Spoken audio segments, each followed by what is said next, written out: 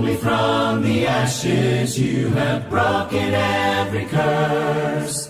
Blessed Redeemer, you have set this captive free.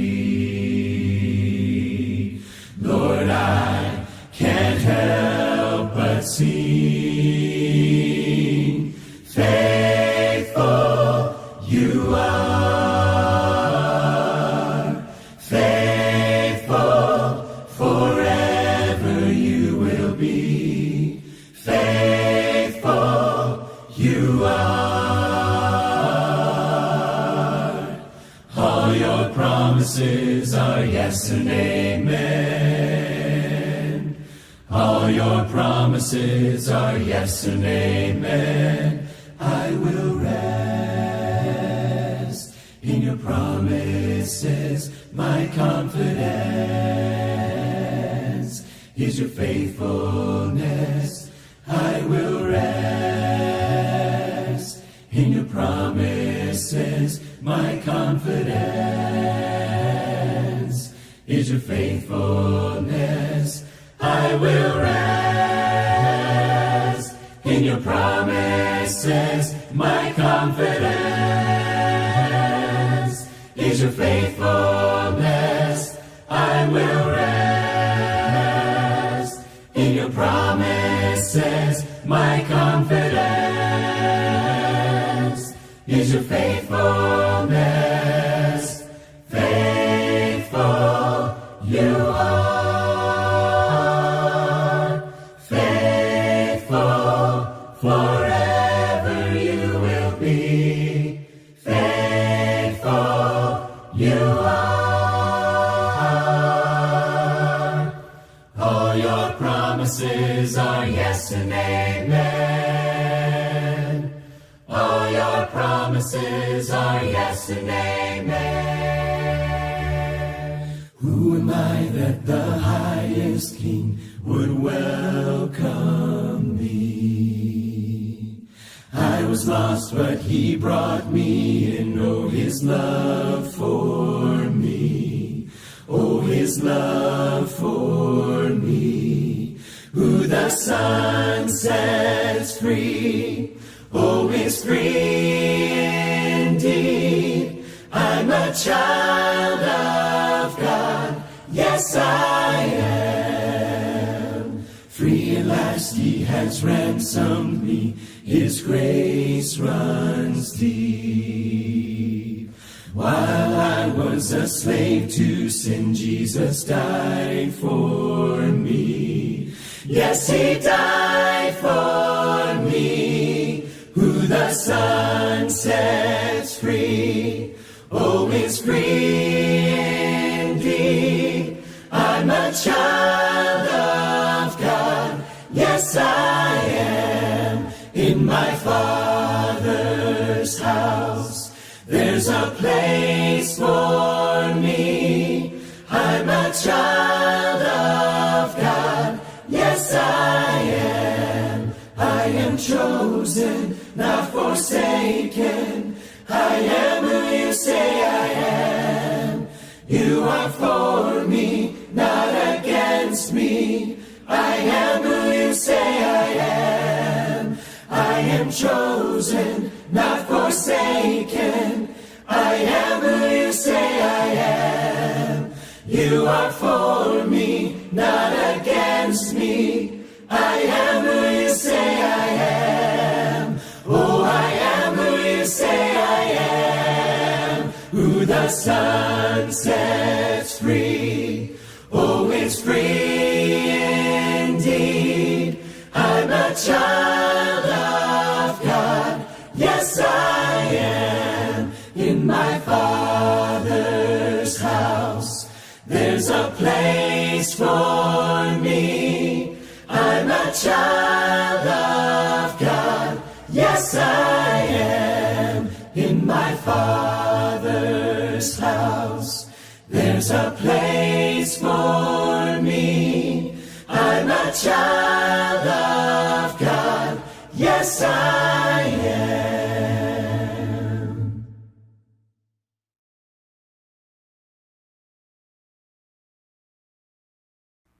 I invite you to open your Bibles to 1 Corinthians chapter 7 as we continue this study of this amazing book. Now, as you remember, especially in chapter 6, Paul really emphasizes the importance of holiness in terms of one's self, holiness in terms of or in opposition to sexual immorality, how sexual immorality has such a unique property to bring damage to our own persons. It is the bond that God created. It is the one flesh relationship talked about from the very beginning between Adam and Eve and then continued to be taught throughout all of Scripture. It is something to be kept pure, something to be kept holy. The Hebrew writer says that the marriage bed is not to be defiled. So it's a very unique and a very powerful relationship between a man and a woman, between a husband and a wife. Anything outside of that becomes damaging to the soul.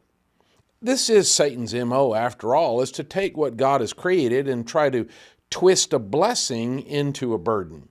And so, for example, other physical appetites like eating or like the desire to succeed or even the desire to survive, pleasure in terms of other kinds of experiences, all those given to us by God. God gave us taste buds so that eating is not only a matter of intake of nutrients for energy, but it's also for a pleasurable experience. And so we go to restaurants and we enjoy chefs who have not only a lot of training, but a lot of gifts in terms of spices and flair and flavor.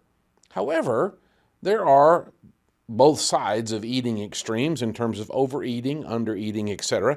When Satan gets in the mix of all that, he takes something that is holy and precious and then makes it a burden, makes it cruel, or makes it difficult. And so certainly that's also true in terms of our sexual relationship, again, between a husband and a wife. Now, notice how Paul starts this. He's going to talk about what to do with the married, the unmarried. We'll get into a lot of discussion about what impact does this teaching have on divorce and remarriage and marital status and how God sees that and all of that. But the first thing he's going to do in the first 7 verses is just talk about this unique relationship, the marital relationship, and its importance. Now, the first thing we need to remember, in the first verse, he says, "Now concerning the things about which you wrote." So what else happens next? The rest of this chapter is a response. In other words, Paul is specifically answering questions. And so it is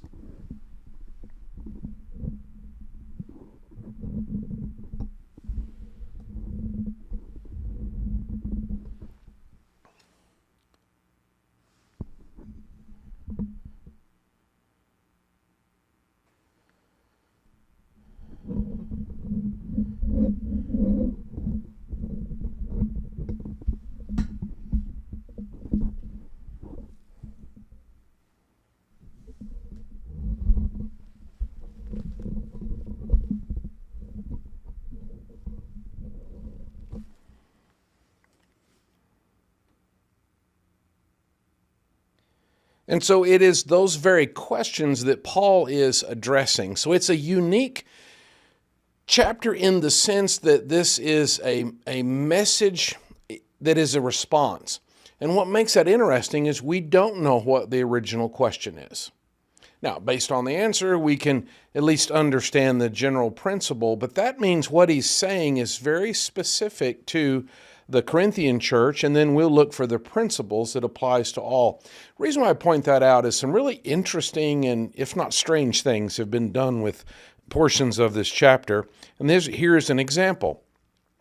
Verse 1, "Now concerning the things about which you wrote, it is good for a man not to touch a woman." There are entire doctrines about celibacy, about how those in spiritual leadership positions thus cannot be married, or that the physical relationship, the marriage bed, is to be looked down upon as secondary, that if you're truly spiritual, then you'll not be involved at all in terms of sexual intimacy, even inside of God's plan, husband and wife.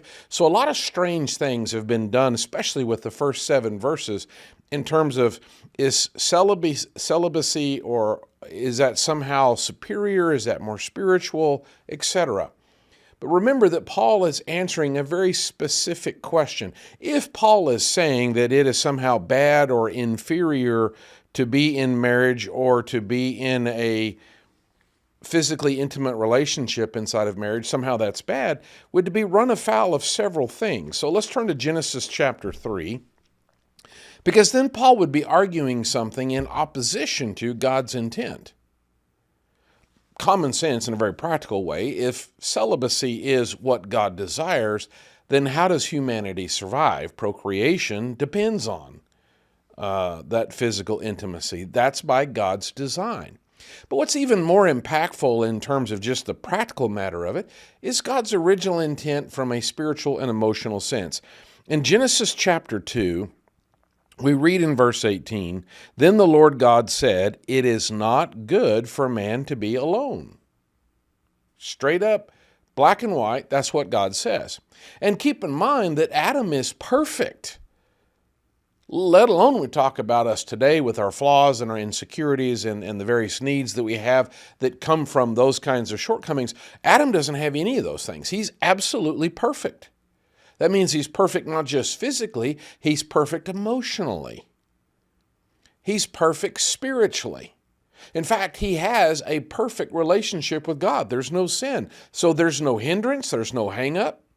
God comes along and spends time in the afternoon because there's no distance, there's no matter of the gulf between sinfulness and holiness. None of that exists. And Adam lives, of course, even in a perfect world, in the garden. So the fact that it's not good, it's the only thing about the entirety of creation where God says, this isn't good.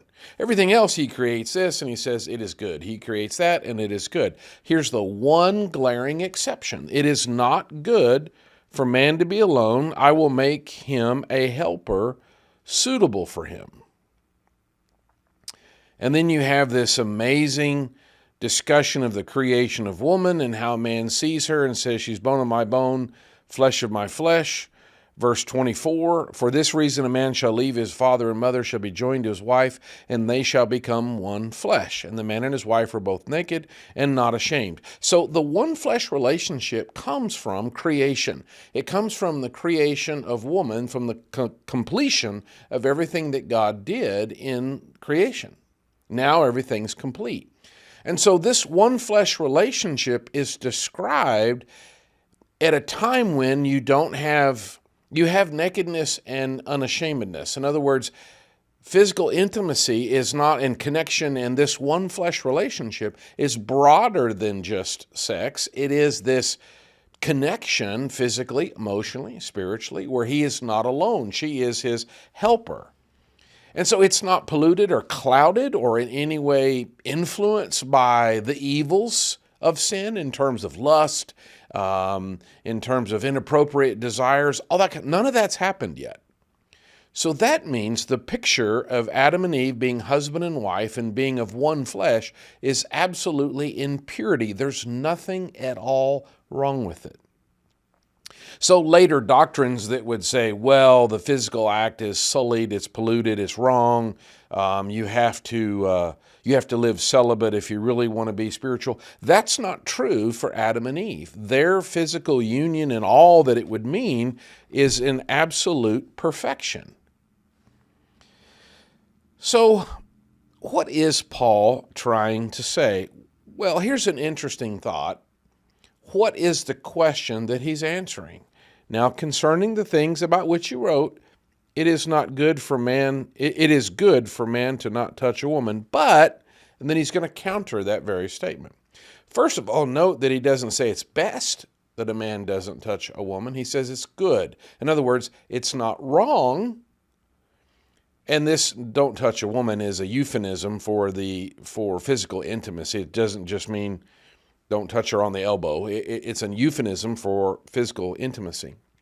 So he didn't say it's best. What he says is it's good, as in it's not bad if you choose not to have a relationship as husband and wife in terms of the union. Now, Turn to Matthew chapter 19. This is an interesting possibility because the question is, what is the original question? Well, we don't know, but this is interesting concerning what Paul is going to talk about. Turn to Matthew chapter 19. There are several things that happens here that Jesus talks about that Paul is going to explore with them. So Matthew chapter 19, verse 3. Some Pharisees came to Jesus, testing him and asking, "Is it lawful for a man to divorce his wife for any reason at all?" And he answered and said, "Have you not read that he created them from the beginning? He made them male and female, and said, 'For this reason a man shall leave his father and mother and be joined to his wife, and the two shall become one flesh. So they are no longer two, but one flesh. What therefore God has joined together, let no man separate.'" So in the question about divorce, Jesus reminds them of God's original intent in creation and about how this one flesh is a way that God joins us.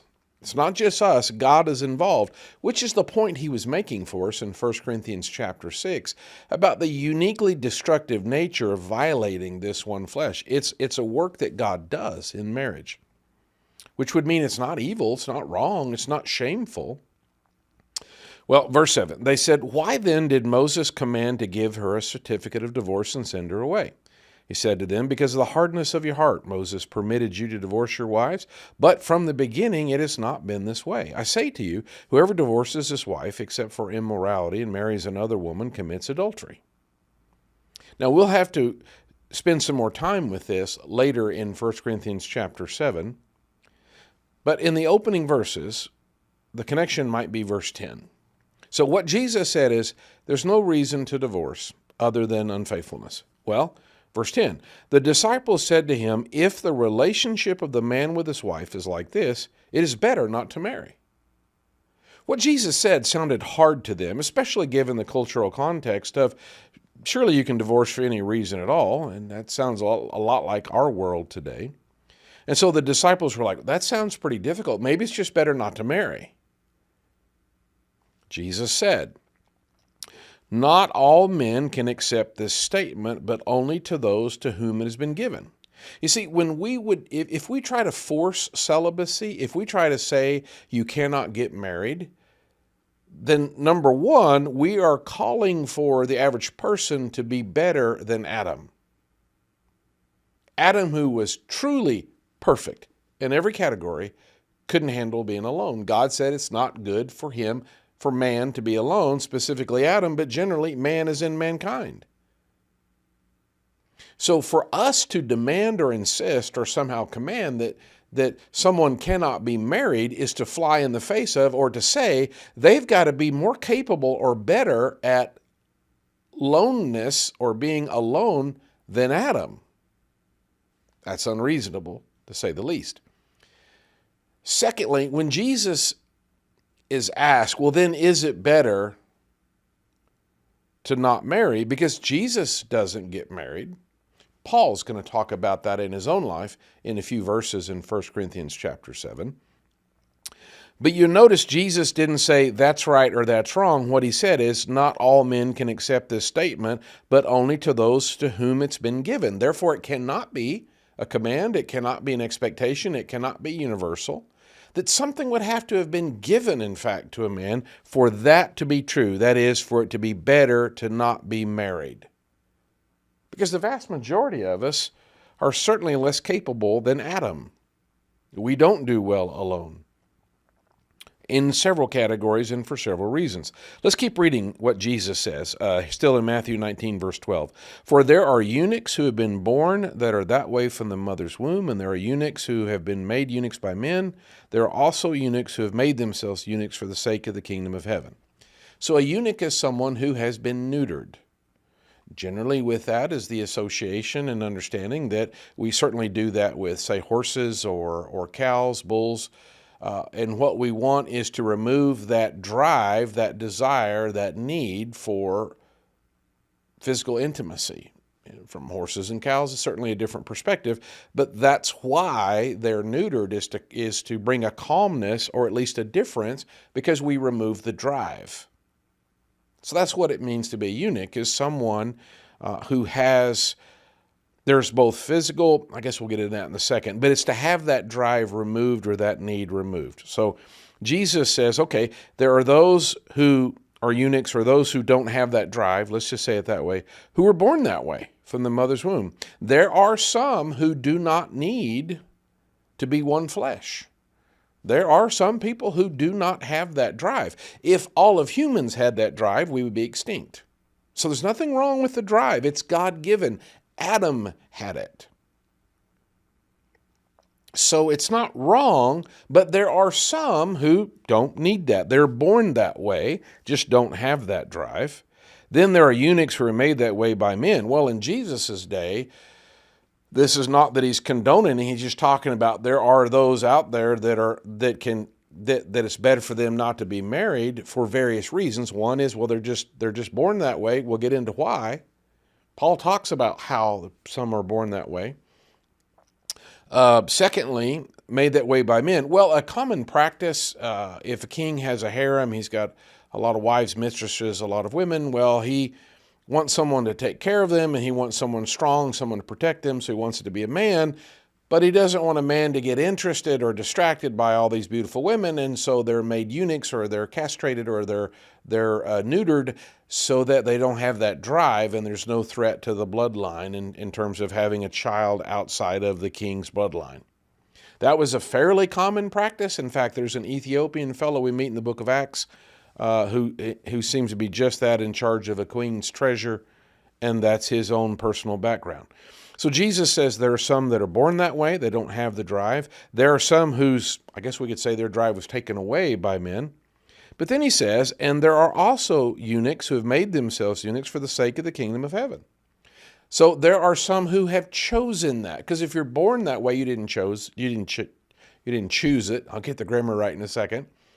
If men made you that way, you didn't choose it. The difference in the third option is here's someone who chooses to do so for a specific purpose. Not because it's evil, not because it's wrong, but because it is to them of some benefit in their work or service in the kingdom. And then Jesus says, he who is able to accept this, let him accept it. So it's not a command. If you can accept this, if this is true for you, fine. If not, fine. That's what he said. Not all men can accept this statement. What was the question? Well, maybe it's better not to marry. Jesus' answer is, for some. Well, what do you mean? Well, now let's go back to 1 Corinthians chapter 7. So there's a strong connection, and if that's not exactly what Paul is answering, that it's certainly parallel. It's down the same path. But some have wondered if that's the question they're asking is, hey, what did Jesus mean when he said that it's better for some not to marry? Or when the disciples ask, is it better than not to marry? What does Jesus mean by all that talk about eunuchs and some born that way and some made that way and some choose that way? What is that? Especially if there is a cultural context, because even in Corinth, there's still some that would describe that you sort of have the extremes in Corinth. You have those where sexual immorality is a practice in temple worship. It's just fine. It's everywhere. It's no big deal. And that's what he was addressing back in chapter 6. But then there's always the extreme. Someone saying, well, that's just wrong. More from the asceticism kind of thing, that you shouldn't feel any pleasure. Pleasure's bad. These are the kind of folks that beat themselves on the back with whips because life is supposed to be hard and miserable and you can't have any joy, so I'm going to just eat slop and beat myself. And so on the list of things, well, then you can't have any sexual pleasure either because any pleasure is wrong. So you got all that swirling, and you still have some of those conversations today. And so they obviously ask him about it, and it seems, if not Matthew 19, then at least it's parallel with that idea where Jesus says that, is it better to marry or not? And his answer is it depends on whether you can accept it or not. So Paul is saying something fairly parallel when he says it is good, not best, but it's not bad. It is good if a man doesn't have that kind of relationship with a woman. Verse 2, but because of immoralities, each man is to have his own wife and each woman is to have her own husband. Now, you might flinch at that when Paul says, you know what? In fact, he'll say a little bit later, it's better to marry than to burn. That's kind of, well, it's just kind of disappointing. It's kind of direct. Like, wow, is that all marriage is? Is it just a God-approved legal way to deal with your sexual appetite? And man, that's a little crass at least, or at least kind of abrupt, isn't it? I mean, isn't it more than that? And are we just beasts in need of control? Well, if you're taking notes, Ephesians chapter 5, beginning in verse 22, same Paul, writes an amazing discussion for about 11 verses about the high and holy nature of marriage, and about how husbands are to love their wives as Christ loved the church, and how that marriage is actually the revealed mystery or a practical revelation of the mystery between Christ and the church. And it is highly spiritual, and that in the same way that Christ offered himself up for the church that he might present the church holy and blameless, washed and cleansed, so husbands present their wives. And there's a direct parallel between Christ and the church and husbands and the wives. And so it is a spiritual thing, it's a beautiful thing. Because go back to Genesis, when God creates Eve and they are of one flesh, they are naked and unashamed. There's no sin there. It's all holy. It's all pure. That means the experience between the husband and wife, between Adam and Eve, was holy and pure and without sin and was in no way a matter of shame. So marriage isn't bad. The marriage bed is to be holy and undefiled, according to the Hebrew writer in the closing chapters. So why does Paul talk this way in verse 2? Well, he does speak of marriage in a much higher and more holy, if you will, describing its nature. But Paul here in verse 2 is being real practical.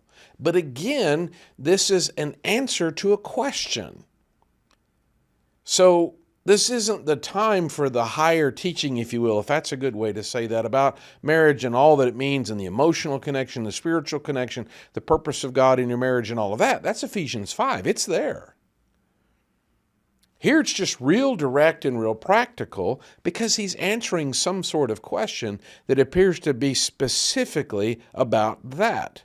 Which is why that's the way he first talks. It's good for a man not to have this kind of relationship to touch a woman. That's obviously really direct and is practical in a certain context. Let's keep reading. He says not only is it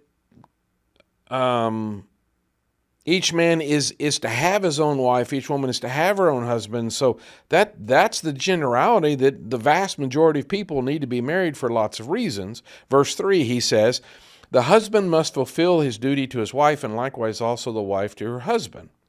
So not only is physical intimacy okay, not only is it created by God, but it is a legitimate need. It is a legitimate part of the relationship. There's a lot of interesting discussions about a marriage where there is no physical intimacy. Vast majority of the time, unless there's some unique circumstance, if you have a marriage where there is no physical intimacy, something's wrong.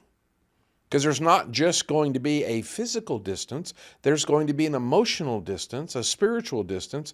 The vast majority of the time, other than some rare, strange circumstance, you're going to have a real problem. Something's really wrong. Because that is God-given, God created, that is what is natural, that is a part of that bond. You can make the point that Adam and Eve are naked and unashamed, and then we get all the problems because of sin, all of the body insecurities, all the problems with lust, all the problems with a desire getting all twisted and becoming selfish and self-centered and all that sort of, all the damage, all the stuff we see out in the world. But in godly marriage, physical intimacy is restored. It's the one place that God intends where you can be fully known and still fully accepted. I mean, obviously, if in marriage someone is mocked or made fun of, that's deeply damaging, right? It's the opposite that happens. All those things drop away. There's nothing to prove, nothing to hide. All the wearing of fig leaves back with Adam and Eve, it's the one place where God restores and redeems what he originally created and intended. So then, there is a duty, there is a responsibility. It's not a place to play games. It's not a place to reject one another, because As Paul taught us in chapter 6, it's uniquely damaging to reject one another, to deny one another, to mock one another. This is a uniquely damaging place to do that. And you can say things too, like you're ugly, you're a terrible cook, or you're a terrible provider. Those are all incredibly damaging, sure. But there's just something uniquely powerful about the one flesh relationship. So anything that comes into that becomes incredibly powerful. And so sometimes it's a place where we can play games with each other in the sense that we can try to manipulate one another. We can be emotional terrorists with one another. For example, if I don't get what I want, then I'm not going to talk to you. And so we give each other the silent treatment. Well, that's wrong, deeply wrong. You're withholding communication and emotional connection. Or if I don't get what I want, then I'm going to hoard the money and you can't have it. Well, that's wrong. So is withholding physical intimacy. I'm not getting what I want, so you don't get what you want. I'm going to withhold something until you finally break, and then you're going to make a mistake, and I'm going to say, aha, you're guilty, and now I'm free.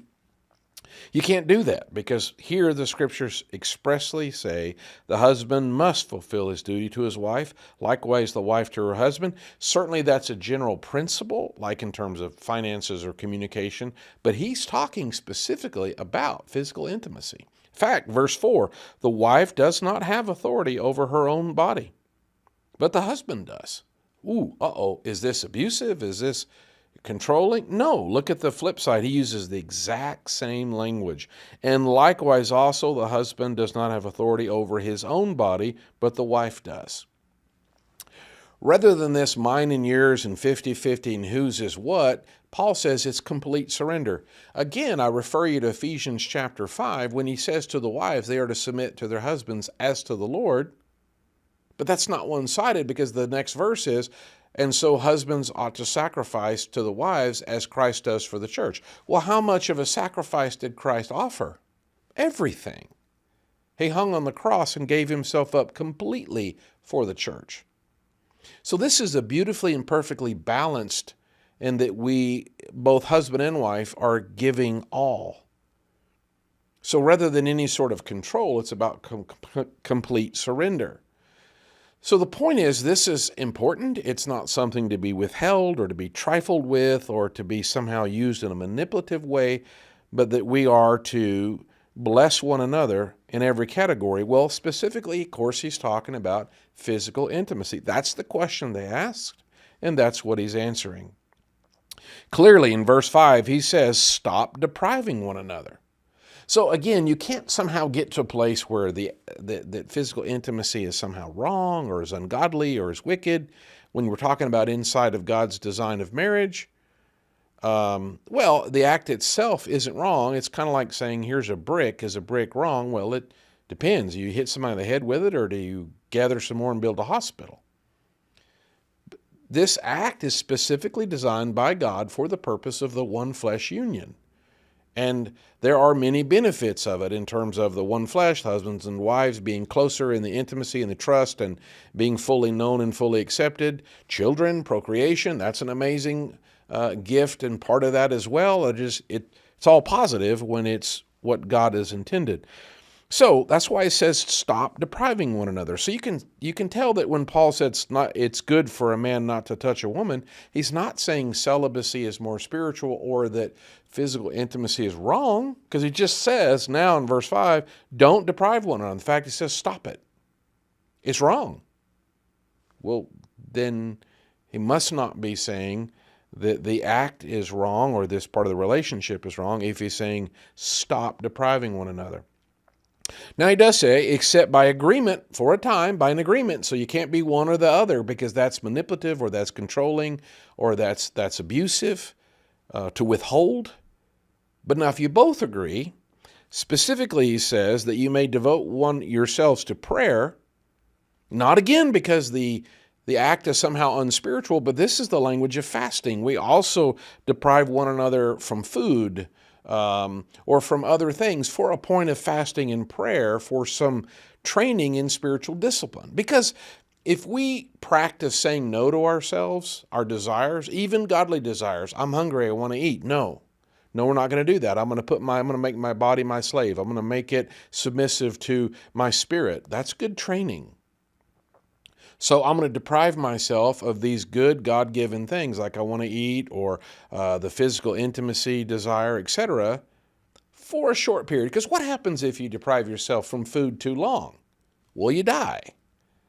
So then that's not a permanent solution, but there can be a time when saying no to your God-given and God-honoring desires can help you say no to the other desires that are not God-honoring. It's amazing when you learn to say no, how you can also say no to your pride. You can also say no to your anger and other examples. He tells him, stop depriving one another except by agreement for a time you may devote yourselves to prayer and come together again so that Satan will not tempt you because of your lack of self-control. That's just being honest. That's just being honest. That would mean that to either deprive someone or to tell them they have to be celibate, one is to expect them to do better than Adam did. Two is to have better self-control than Adam and is to put them at great risk for Satan. Paul says don't do that. Something that we'll need to remember and come back to and consider when we're talking about marriage and divorce and remarriage and all of that. Verse 6, by this I say by way of concession, not of command. In other words, you don't have to get married. You don't have to not get married. Why is it a concession? Well, verse 7, yet I wish that all men were even as I myself am. However, each man has his own gift from God, one in this manner and another in that. Paul chooses to be single. I'll read verse 8 just to set it up. But I say to the unmarried and to the widows, it is good for them if they remain even as I. But if they don't have self-control, let them marry. It's better to marry than to burn with passion. So Paul's single, but he describes it as a gift because Adam could not be single. Paul is not superior to Adam, certainly Adam in his pre-sin state. Not at all. So he's not better than Adam, but he's different than Adam because God has given him the gift. There can be some advantages to not being married. He talks about that longer in the chapter. Simple example would be, I remember a friend of mine, he was going to be a missionary in Russia right after the wall fell, and wow, that's great. And I ran into him later in life, hey, how'd that go? Well, I didn't go. Oh, well, he had a wife and 2 young little boys. And here's what he said. You know, Mike, he said, to get arrested and in prison, to beat up, or to be in a bread line and be starving to death and struggling to get food, he said, I'm kind of good with that, but I just couldn't see how I could put my wife and especially my 2 young children in that situation. Okay, that makes sense. So had he been single, those would have been things he wouldn't have even been concerned about. But having a wife and children, he is responsible to provide for and protect his wife and children. So that adds some additional things, which is specifically what Paul's going to talk about by the end of the chapter in terms of persecution. If you're going to go be persecuted, one thing is you get tied to a stake and burned alive. Another thing is, what if it's your children? That's a really different circumstance.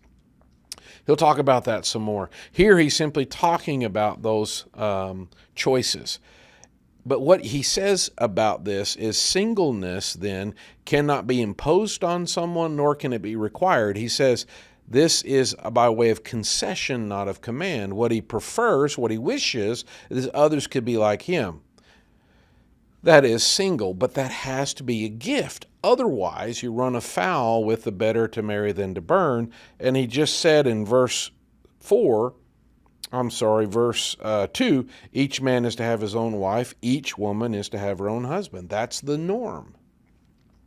In fact, flip over to chapter 9 real quick as we kind of start drawing some conclusions. Paul clearly talks about other apostles. Chapter 9, we'll just drop into verse 3. My defense to those who examine me is this: do we not have a right to eat and drink? Do we not have a right to take along a believing wife, even as the rest of the apostles and the brothers of the Lord and Cephas? Or do only Barnabas and I not have a right to refrain from working? So the rest of the apostles have wives. Paul's the odd man out. Does that make him better, superior, more spiritual than the rest of the apostles? Does it make it wrong that they have wives? Does it make it wrong that he doesn't have wives? No. It's a matter of giftedness and the specific purpose that God is using. Because there are times when, for example, in ministry, it's really obvious, it's real powerful. If an apostle has a wife, that brings a unique perspective and opportunity that women of faith are going to be able to talk to an apostle's wife and ask questions. And what a unique opportunity and ministry that would be different than talking to a single guy. Paul, there's a lot of discussion that Paul may have been married previously. The fact that he was a Pharisee and seemed to be on track for the Sanhedrin, that was one of the requirements that they be married. So that's probable, but it's not proven. And then, so what does that mean? Well, did his wife pass away? Did his wife leave him when he left the Jewish faith and began to follow Jesus? None of that's said, and that doesn't really appear in history. That's a stretch. Is that why Paul is going to talk next in chapter 7 about what to do if an unbeliever leaves? But that's all just conjecture. There's certainly no evidence of that. But what we do know is that he's single. Not sure why, as far as how that developed. Was he always single or did he become single? What we do know is he's unmarried. And he'll talk specifically about that. So it has to be a matter of gifts, just like if we flip over to Ephesians chapter 4, singleness is a gift. It's not a curse. In fact, if you had the gift of singleness, that you didn't have those same drives, desires, needs not only for intimacy but companionship in the same way, etc., then it would be hard on the person married to you. You might tend to be neglectful and not paying attention. And so what a strange thing to force someone to get married. Just as strange as forcing them to be single. An example of gifts, he talks about in Ephesians 4, verse 6, but to each one of us grace was given according to the measure of Christ's gifts. Example, verse 11, and he gave some as apostles and some as prophets, some as evangelists and some as pastors and teachers. So are evangelists better than pastors? Are apostles more spiritual than teachers? He's not talking about that. He's talking about different ways that we serve. Why? Verse 12, for the equipping of the saints for the work of the service, to the building up of the body of Christ, until we all obtain to the unity of faith, the knowledge of the Son of God, to a mature man, to the measure of the stature which belongs to the fullness of Christ.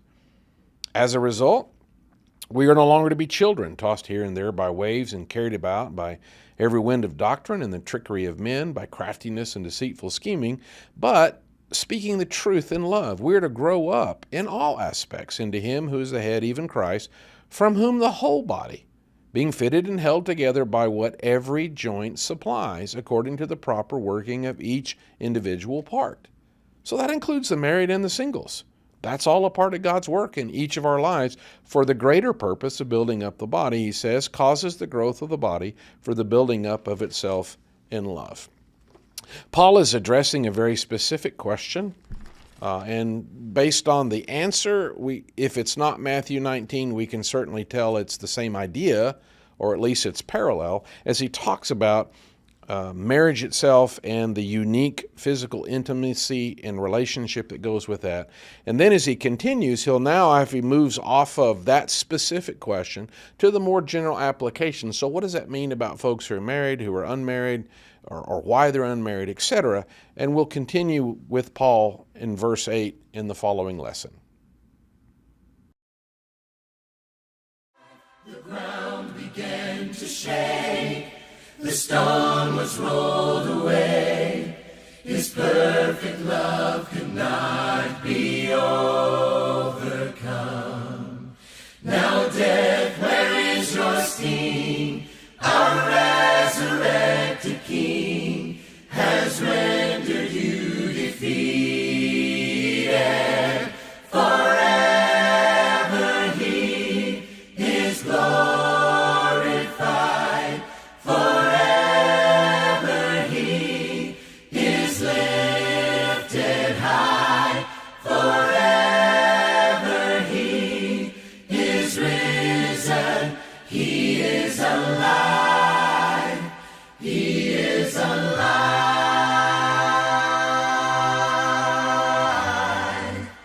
We sing hallelujah. We sing hallelujah. We sing hallelujah. The Lamb is overcome.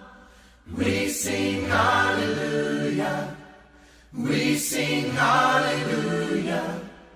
We sing hallelujah. The Lamb is overcome. Forever He is glorified. Forever He is lifted high. Forever He is risen. He